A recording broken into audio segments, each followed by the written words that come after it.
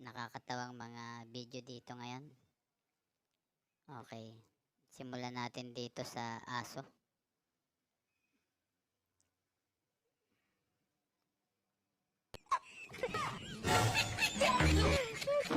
Oh my God!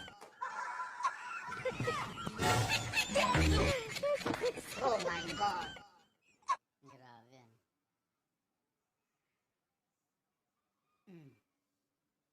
Bakit ko nakita niya nakababa yung pantalon ng babae. So, tinaas niya ngayon ito. Ito, binaba naman ng babae. Tinaas niya ulit. Sabi niya, kuya, ang kulit mo.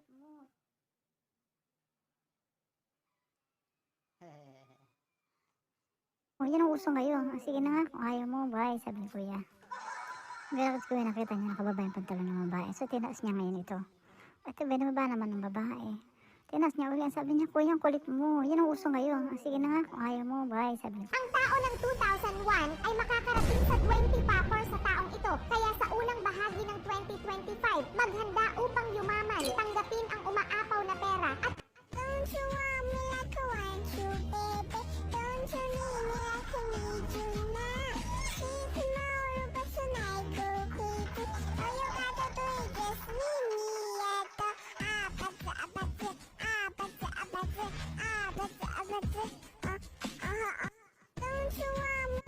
maging isang scholarship para po sa pag-aaral ko. Ito yung isang nakakatawa na napanood ko. So, bibigyan natin ng reaction to ngayon. Mga anak na pinarangki yung kanilang nanay at tatay. Panoorin natin. Wala din po kaming pera para po sa iwas gastusin po sa loob ng bahay. Yung tatay ko po ay wala din pong trabaho. Yung nanay ko din po ay wala din pong trabaho. Minsan po humingi po lang kami ng pagkain sa kapitbahay para po may laman lang po yung tiyan namin. Sa isang linggo po minsan 2 beses lang po kami nakain. Ito po yung nanay ko. Loka ma.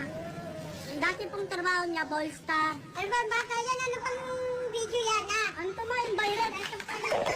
Bayran to mo. Hello po sir at ma'am sa mga nakakapanood po ng video na ito. Gusto ko lang po sanang sabihin na sana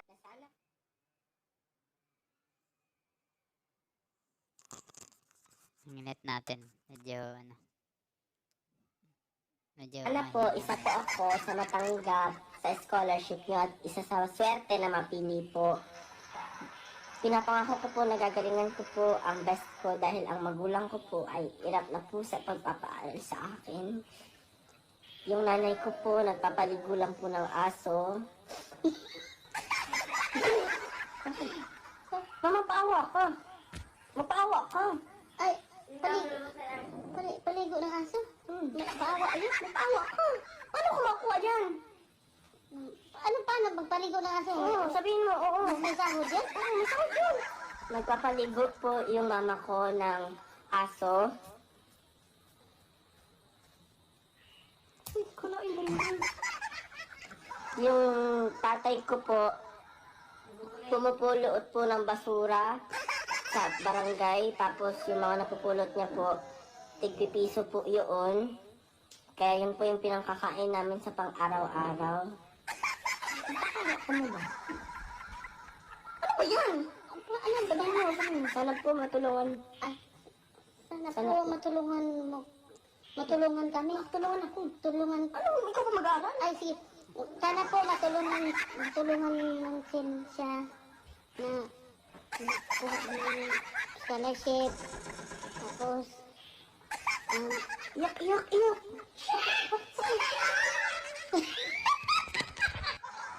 Hi, I'm Danica Ocampo. I'm 26 years old and I am a licensed physical therapist from Cebu, Philippines. And I am applying for a scholarship for the University of Australia. And I think that I am deserving for a scholarship because I take inspiration from my family. This is my father. His name is Tudor Ocampo, and this is my grandmother, Dorothy Castañeda. And I want this scholarship so that I can help my family, and I take inspiration from them, especially from my father, who is now Mute daw. Pipi. Beauty! Hindi naman pipi yung tatay. Yung nanay kaya. Ayaw lagi mute. Ayaw lagi ang mute.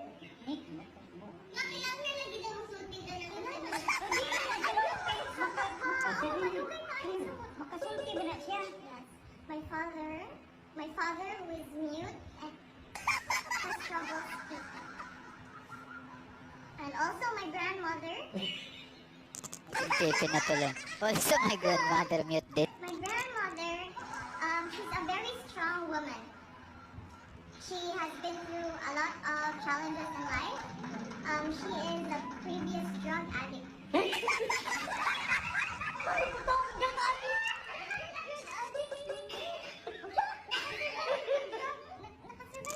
Drug addict pala dati.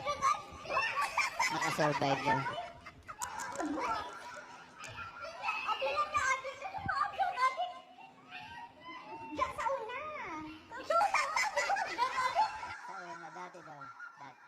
Dati daw, dati. Galing talaga ng mga anak na to, ano?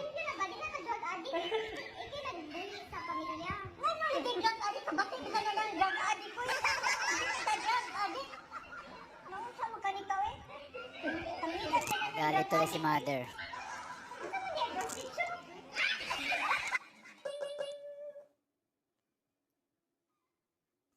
Imbis na magandang araw ni mother na sira dahil sa prank na to.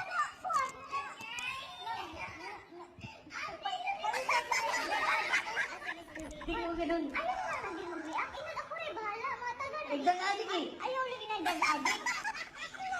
Ikaw na rin mute, si Papa na rin drug addict sa una. Maaga ang mga Compare TV, doon na lang sa gawin niyo. Galit na yung tatay. Ano ba? O, dito na lang. Oo, hindi. Nagkikakat ko na lang. Kasama pa ba ako? Oo. Eh, ikaw ka dapat makita ka dapat maawa sa... Ayos. Tingnan natin ano naman kaya to. Ito mo mang gasalit ako muna. Beong, seryoso tayo ah. Okay, maingay daw ha. Gagawa kami ng drama. Magandang gabi po. Ako po si Christine Joyce Evangelista. Second year college na po ako sa Pinmaaral University. Kasalukuyang nag-aaral po ako ng BS in Criminology. And humingi po ako ng scholarship at sana po matanggap niyo po ako. Deserve ko po mabigyan ng scholarship dahil sobrang hirap po ng buhay namin. Wala na po kaming makain. Sa totoo lang po si nanay po, nagbebenta po siya ng bakal bote. Kahit hindi po siya nakakapagsalita.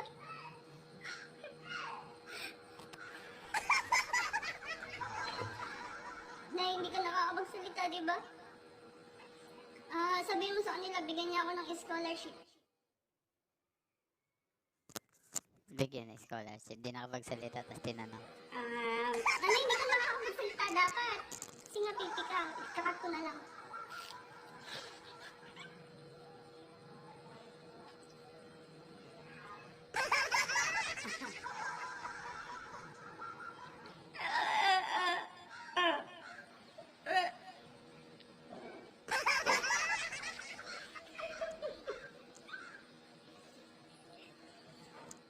Sumasakit na po yung dibdib niya.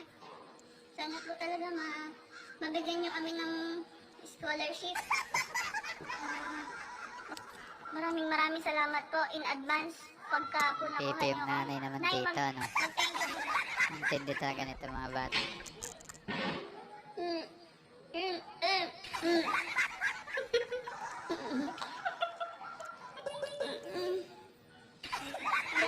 Kaya po siya naging pipi dahil po nagbebenta po siya ng illegal drugs dati.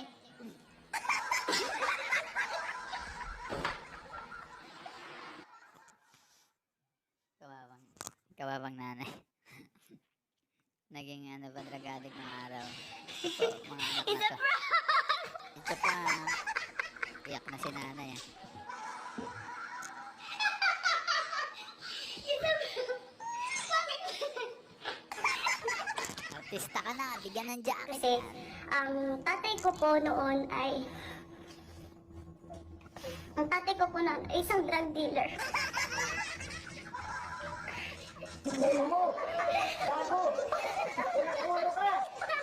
Wait lang kasi!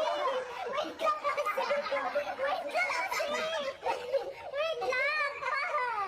Wait lang! Nagagalit talaga yung mga magulang dito sa prank na to. Oo. Hindi natin Wait lang kasi! Ayoko na, Joy. matawaan. Ikaw sumubok. Paano ako mapipili? O sige. Papiliin kaya ako sa drug dealer ka. Ulo ka ba? Ako naman hostel. Kaya naman ko. Yan o. Okay. Diba sinakat ko na lang yun? Sunod, ganyan ka na. Sunod ka na lang. Ayoko na, ikaw ka dito kali. Ayoko. O, tatapusin ko lang. O, nanay. Kakat ko na kay Papa. Yun na lang, drug dealer. Kago to ah. At ang nanay ko naman po ay dating adik at insurance sa adik. Paano ba? Ang nanay ko naman po ay dating adik at prostitute. Actually, ang tatay ko po ang drug dealer ng nanay ko. Puser sa ano. User lang. Attended ang mga anak na to. Nakakatawa talaga. Promote talaga ito mga to. Bigyan ng jacket sa cellphone. Joy, ano ginagawa ng anak mo? Sira ulo ka. Paano ako mapipili? Nagsiyak kayo. Kaya ako na magkalapili na scholarship na pinapataranin na lang natin ikaw. Hindi mo yan, paputak ka lang. Prank lang. Niman ako. Ano ba naman itong magulang na to? Hindi naman malalaman yan. Hindi matatanong dyan kung meron ka o wala. Okay. Sakit ang likod ko di. Usog mo nga, nakatutok sa Oo, mga ano eh. Nakatutok kayo ni Tita. Kaya nga, huwag kang basta malungkot ka lang. Ang daming commercial. Okay. Kanya rin ubo-ubo ka mga. Yan. Ano ka tatawa? Nagpapaawa. Magandang araw po. Ako po si Pauline Anti de la Cruz. Nakatira po sa Tansa, Cavite. Kasalukuyang nag-aaral sa Cavite State University and I'm taking BS Industrial Engineering. Dapat po ako maging parte ng inyong scholarship dahil po ang aking tatay po ay isang mekaniko at isang driver. At ang nanay ko po ay isang OFW sa Angola po. At dati po,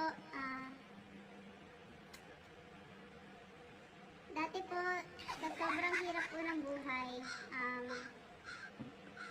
yung nanay ko po,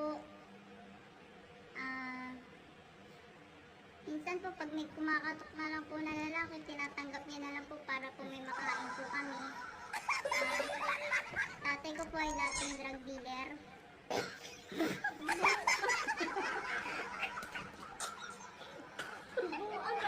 Ang ganyan. Nabuang. Ito na. Nabuang na. Pas nga eh. Grabe talaga mga anak Kwento ka ng ko. pas mo.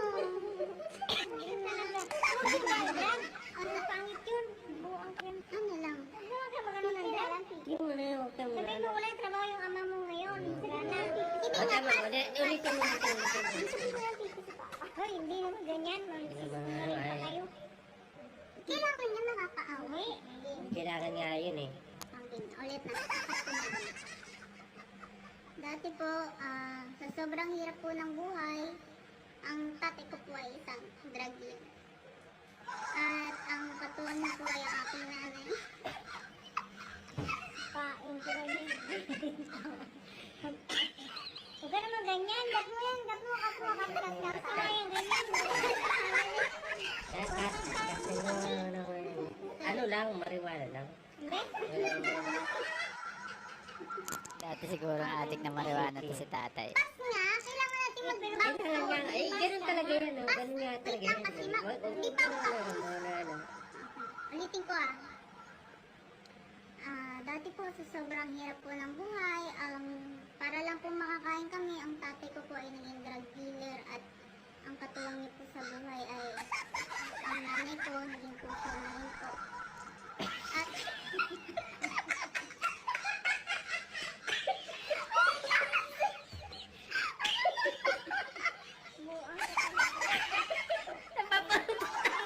pupuntahan dito, Nagyari sa mga nanay na pasaway.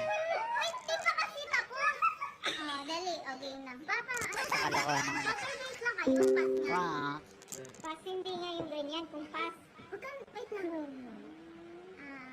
Yun nga po, nanay ko po is ang pusher. At simula po nung umupo na po si Digong, ay tinigilan naman na po nila ang kanilang masamang ginagawa. Takot kay Digong. Baka Nanay ko matokhang. po, minsan po, malikot po talaga yung kamay niya. Kailangan po makakain namin 5 magkakapatid. Nagnanakaw na.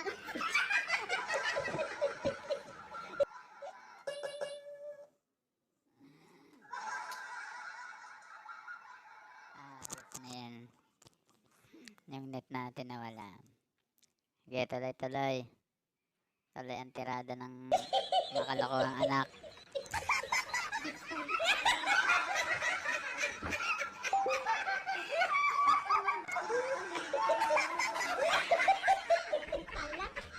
Kaya mga magandang pipi na yan yan. Pipi na lang. Hindi yung ganyan da. Bakit ko inay? Tama na nga. Tama ka na.